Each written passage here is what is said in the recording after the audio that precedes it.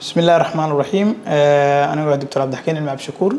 وأنا هل كان كسوق بنينا تحني أها موضوعنا وجهد الجريمة وعجلنته بالشدة. ما أنتم حاربنا إن كهذا لنا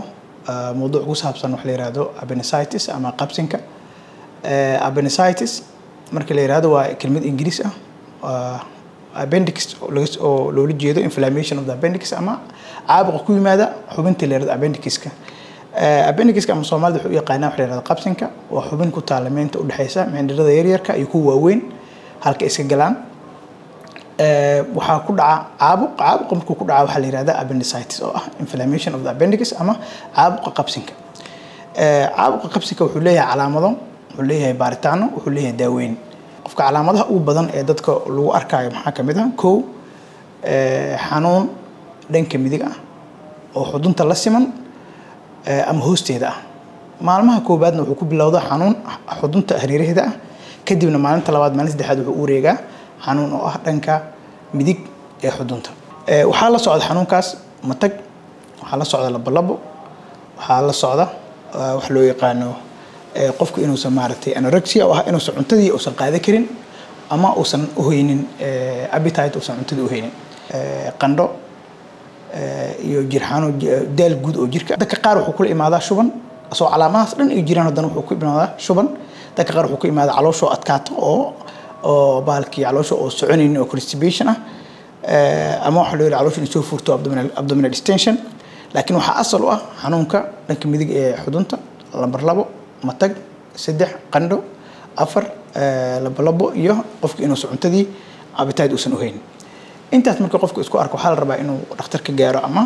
badanaan waxa shaqo ku leh dhakhtarka qaliimada guud haduu ilmo yahan dhakhtarka qaliimada caruurta caabuqa qabsinka dadka ilmaha yarkan waa ku dhaca dadka waaweyn waa ku dhaca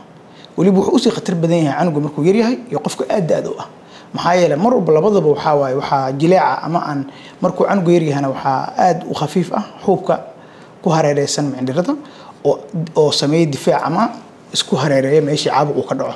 ilmaha yarkaan oo aad u yarto wali si fiican uma korin dadka waaweyn waxay noqdeen age-ku ama immunity-giisa ama difaaciisa jirka gaaban marka aad u badan tahay inuu maartay complication badan kala kulmo marka qofku waxa loo sameeyaa baaritaano guud infection dhiig intuu heerku u gaarsiisan yahay waxa ugu muhiimsan oo qabsinka lagu go'aanka looga gaaro waxa waa clinical examination ama dhakhtarka markuu qofka examination ku sameeyo ama wistada oo arko ayuu go'aan ku gaari karaa inuu qofkan qabsin yahay in kale يعني بارتان كله وسبورتيف بس وأن لو كابي أما هني كمبيوتر كأم التراساوند كأم ديجي للسمينا أم إسكان ككل جود ما هن نسيسر وما هن إن أوجو أنك لو جارو تتكبدنا هذا أنا أرجنو ويداهيان يعني قف أسوق قبس ويا الله أو نختار ولا قلين ويا هذا نوحاول جرود اللي جوان قال جي إسك قاطع حنو بابي إسك قاطع ما هكذا لك ربك هدي ولا داهية أما قفك أوصن هور قلين أوصن كسمين وحياة بدنا كذا لك وحاكم إذا وحياة كذا لك إن أي qabsinkii caabuq uu sameeyay afka hore ama qaybta uu macnarka yar ka galo ayaa waxa ka xiran tahay ama saxar ugu jirta ama dhagax ugu jira ama caabuqa ka xiran dartiis ka bacdi wuxuu sameeyaa qabsinkii inay maartay markay bararto inay dilaacdo oo qashinkii iyo wasaqdii saxaradii wixii ku jiray ay caloosha ku dhex deeyso halkii la qali lahaa marka qaliinku uu ahaan lahaa qalin yar oo xudunta dhankeeda midig ah oo 4 qodob 5 qodob ah in la qalo caloosha dhan la furo oo laboratory maxaa loo sameeyo calooshii dhan qofkii la furo okay midaas si loogu badbaado waa in dhakhtarka haduu dhaho qalin waaye in uu hore qalin loo aado yani qofka dadka qaar waxa laga yaabaa inuu dhakhtarku dhaho daawo in conservative management yani conservative management marka la ama si daawo la siinayo macnaheedu ma ahan in qofkan daawo bas uu ku caafimaadayo waxa la siinayo wala la socon xaaladiisa hadii marka inflammation bas ay tahay ama caabuq bas ay tahay laakiin aysan obstructed ahayn ama aysan xirnayn waxa laga yaabaa inay ku reysato daawooyinkaas ama antibiotic la siinayo laakiin case kasta looma ogola marka case marka la siinayo xataa daawada waa in uu under observation yahay oo la socdo xaaladiisa hadii qandhada soo yaraato ama tag uu yaraado ama waxyaabaha dhan si joogto ah loo socdo hadii sii bataan waxnuuna sii bataan qofkii uu qalin direct u aado waxa kale oo dhici kara waxa loo appendicular mass oo ah in qabsinkii iyo xuubka ka sareeya mindhirada iyo mindhirada yarka ku leeyahay ileumka iyo jejunumka iyo kulligood ay wax isku noqdaan hal kutlo ama hal ma isku noqdaan ay dhanba ay sidii oo shamiita amal isku dhagaan marka ayadana appendicular mass laha ayadana mushkiladeeda problemkeeda leedahay qofkii waxay noqonay in daawooyin la siiyo in maartay tala furo la qalo un dareen bas ama tubo bas la soo galiyo dhacaan ka soo bixisa saddex bil afar bil kadibna qaliin lagu celiyo